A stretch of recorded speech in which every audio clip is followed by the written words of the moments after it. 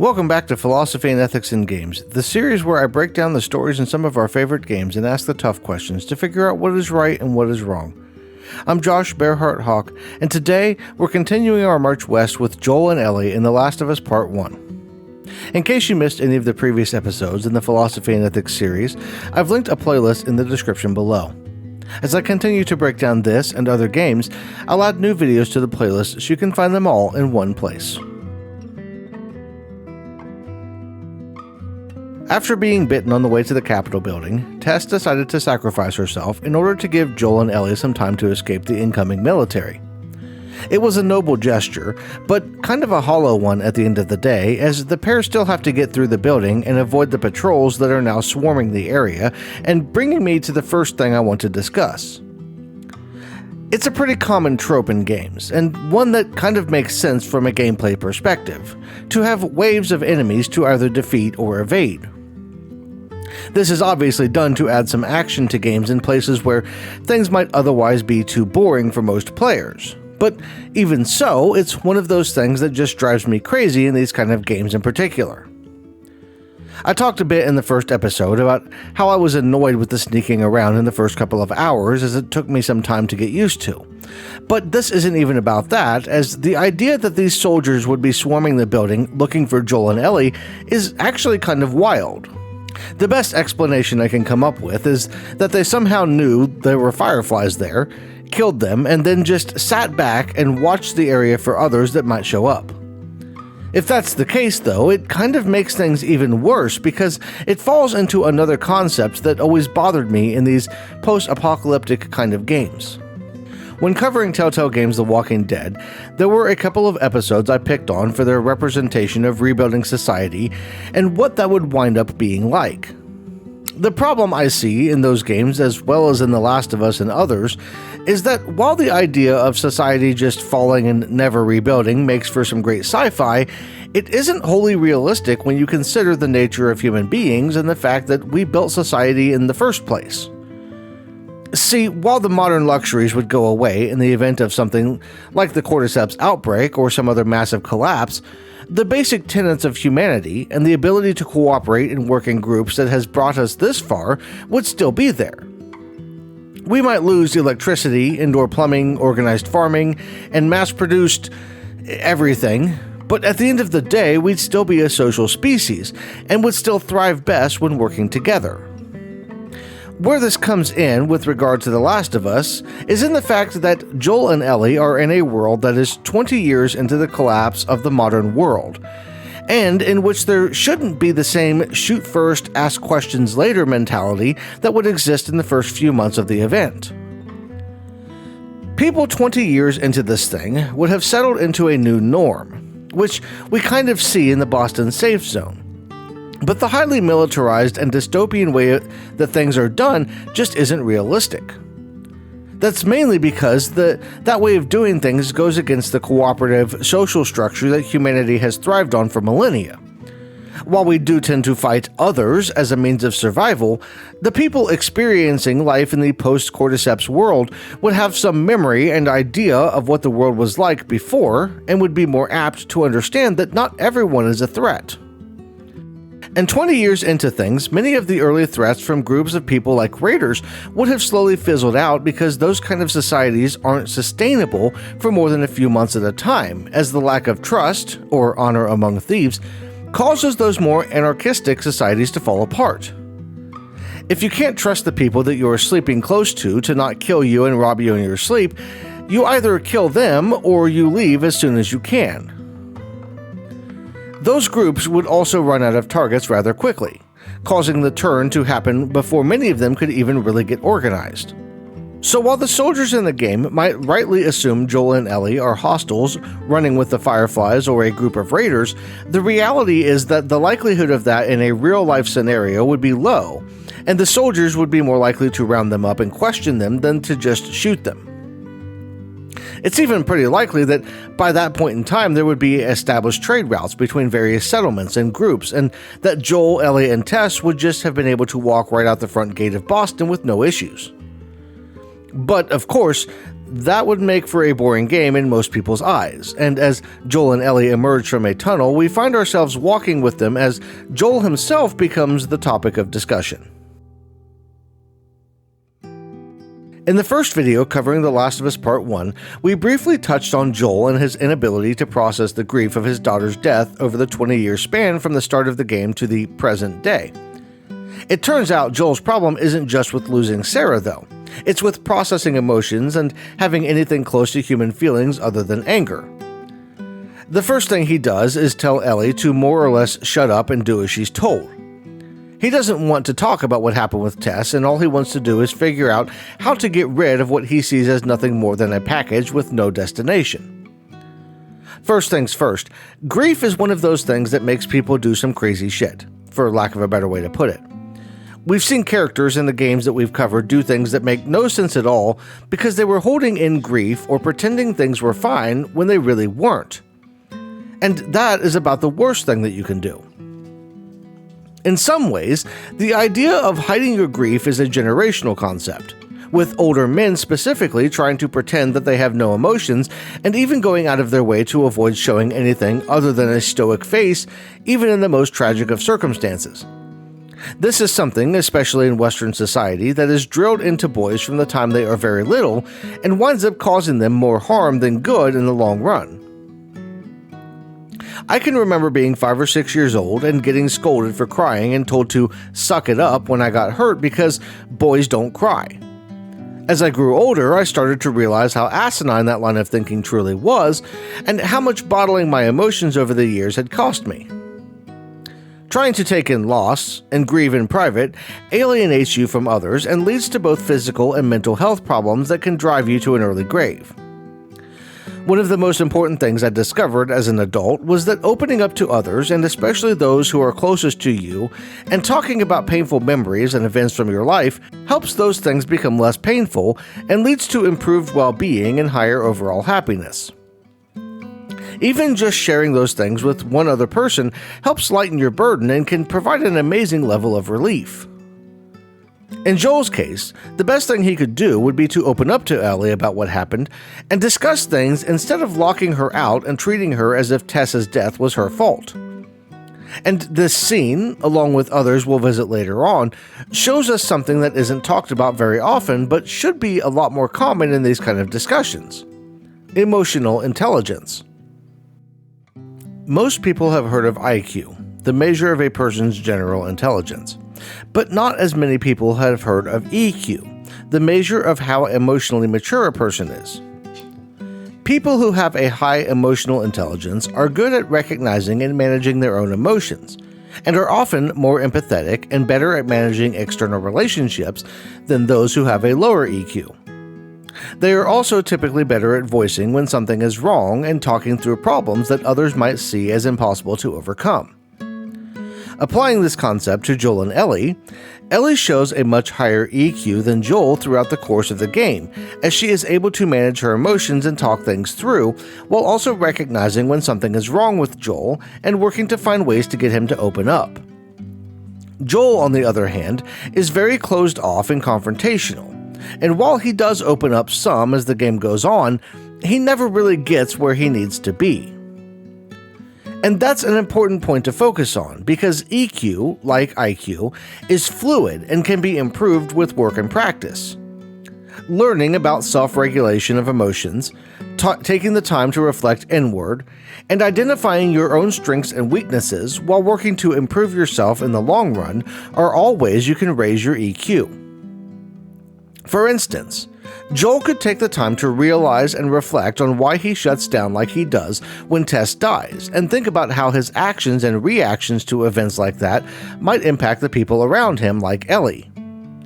He could also work in the future to take a step back when he knows his temper is getting the better of him, and try to think carefully before he speaks so he doesn't wind up saying anything he might regret. That last point will come up again later in the story, so keep an eye out. Joel and Ellie make their way into the town of Lincoln, Massachusetts, where the plan is to meet up with Joel's old friend Bill and hopefully commandeer a car to help them get out to Wyoming, where Joel's brother Tommy lives. As they explore the town and search for Bill, we can find a sign instructing all residents of Amherst County to evacuate and head to a quarantine zone. This is obviously a relic of days long gone, but it highlights something that we touched on in the previous video regarding disaster preparedness and the poor response the authorities had at the beginning of the outbreak. To be fair, the cordyceps outbreak was unlike anything anyone had ever seen before, but the reason no one was prepared for it boils down more to the cost versus risk analysis than some innate problem with the scale. See, humans in general are hardwired to only see and react to immediate threats, and planning for possible threats takes extra effort. That effort might come in the form of extra time and energy expended, but in the modern world it usually takes the shape of a cost-benefit analysis for specific risks and threats, and if the cost of preparing for or trying to prevent something is higher than the risk associated with that thing actually occurring, the individuals, businesses, or governments making the plans will often just note the risk and move on rather than preparing for it. This is smart in that it saves resources, but in the worst-case scenario, it can actually be very costly. In the case of the quarantine safe zones in the game, this lack of planning becomes abundantly clear as we find out through exploration of several of them that there wasn't enough food or space for the number of people who needed help. The government didn't see the cost of stockpiling months' worth of food for thousands of people as cost-effective because the risk of an event like the cordyceps outbreak was so low.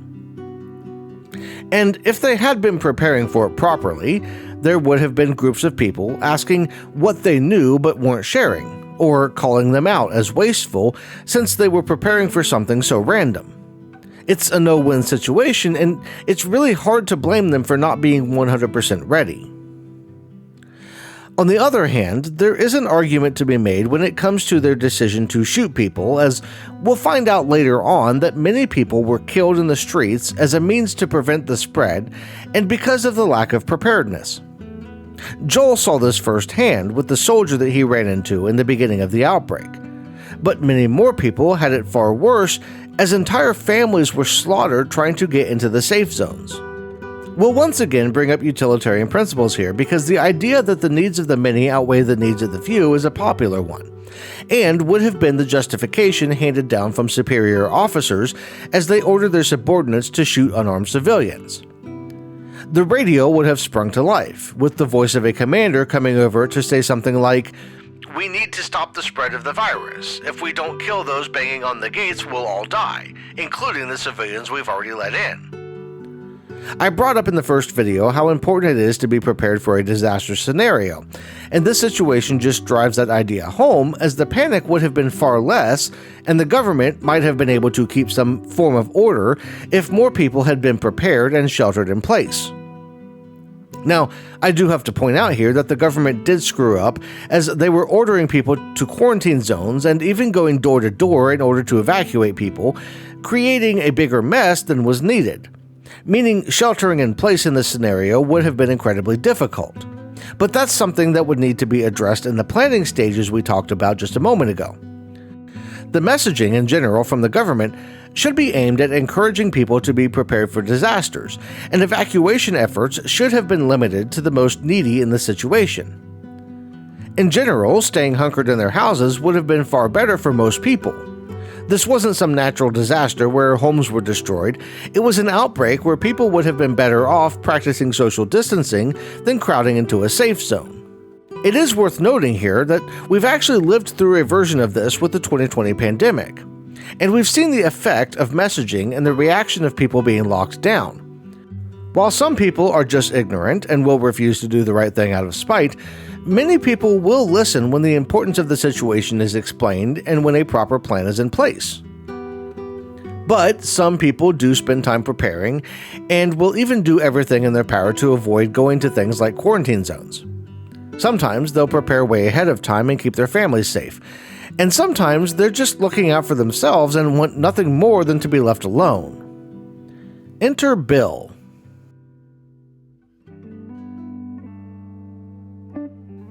As Joel and Ellie move through the town of Lincoln, they encounter several traps that slow them down and even nearly kill them, as Joel steps into a snare at one point that hangs him upside down as a herd of zombies relentlessly attacks.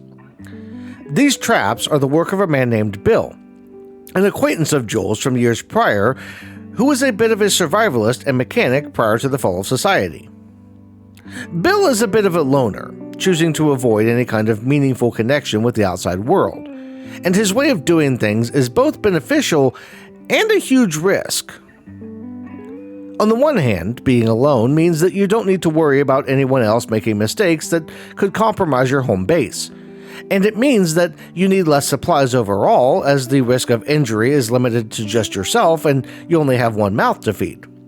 A cache of food or medical supplies can last longer than it would when split among 2 or more people, and any kind of emergency or nearby disturbance becomes a little less worrisome when you don't have to wonder if one of your compatriots is involved.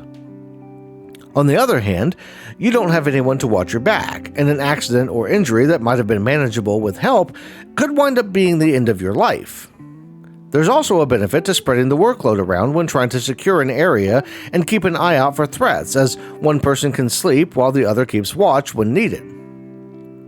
In reality, though, the truth actually comes back to the discussion we had in the first video of this series about the quality of life. Sure, your heart might go on beating, and you might be able to draw breath for longer being on your own, but is it really worth it? Are you really living if you don't have anyone to share a conversation or a laugh with? As we discussed earlier, humans are a social species, and even those among us who prefer some alone time need some kind of social interaction to keep from going crazy. That might come in the form of an animal companion or 1 or 2 other people, but going too long on your own without having someone to talk to isn't good for your mental well-being. Even Bill needs the occasional interaction, and as much as he tries to pretend he isn't happy to see Joel, he is willing to help him and Ellie out, and the trio make their way to an old school where Bill is pretty sure he can get a battery off a wrecked truck to power one of the possibly workable abandoned cars in the area. Over the course of that trip, they wind up running into a lot of zombies, which is kind of weird to be honest, as Bill seems like the kind of person that would have cleared out the local threats. And we see the effect of spending so much time alone on Bill as he talks to himself pretty regularly. His little one-on-one chats aren't the first time we see a little bit of mental instability setting in with him though, as we're able to find some of his notes to himself prior to meeting him, and I almost feel a little sorry for him as no one should be that lonely. It turns out he wasn't always lonely though, as he admits to Joel in a conversation that he once had someone that he cared about before supposedly realizing that caring about others was simply a fast track to getting yourself killed. We'll find out in short order that he's only sharing a half-truth there, and it shows that Joel isn't the only one in the game that could become a little more self-aware and stand to grow his EQ a little bit. Reaching the school and dealing with hordes of infected, the group finds the truck battery has already been taken and ends up having to fight their way out before finally taking shelter in a nearby house, where we learn a little more about Bill and his former partner, a man named Frank. It turns out Frank and Bill had some kind of big argument, and Frank decided to steal the battery from the truck to power his means of escape from the area. He was able to get the battery, but he found himself bitten in the process and decided to end his own life rather than become one of the monsters that roam the streets. Before he passed away, he left a note letting Bill know how angry he was, and reading between the lines, we can guess that they were pretty close at one point, as he talks about being tired of Bill's set-in-ways attitude and wanting more out of life than Bill could know. If nothing else, this whole thing should be used as a reminder that we should never take the moments that we get in life for granted. Bill refused to change and wound up pushing Frank away, ending with Frank making the decision to try and leave on his own and getting himself killed in the process. If Bill had only been more open to the possibilities in the world and worked together with Frank, Frank might still be alive, and the pair might be out exploring together. Bill tries to brush it off as no big deal when Joel hands him the letter, but if I had to bet, I'd say he's probably going to be crying his eyes out once Joel and Ellie are gone. They both used anger to mask their true feelings and to avoid admitting that the other one might have been right about one thing or another. And while Frank doesn't have to deal with those feelings anymore, Bill has a long battle ahead of him. All of that aside, the trio are able to get the pickup truck in the garage of the house moving, and before long, Joel and Bill are saying farewell as Bill heads back to his empty home and Joel and Ellie head west. But they don't make it as far as they were hoping, as they hit a snag in Pittsburgh that nearly ends their journey completely. Joel recognizes the ambush before it even gets going, but the fallout of that will have to wait for next week. If you liked the video and you want to see more, hit the thumbs up button and subscribe to Lost in Games on YouTube so you don't miss future episodes of Philosophy and Ethics in Games, or my other big series on the channel, Friend or Foe, where we dive into the individual characters in games and decide if they are someone you would want to keep around when things fall apart. For those who want to help out in other ways, I've got a Patreon, channel memberships, and a membership program on my website. Tossing just a couple of dollars a month my way helps me continue making videos like this one and pick up new games to cover, while getting you cool perks like having your name on the screen in videos. That's all I've got for this one. I want to thank you all for watching, and I'll see you in the next one.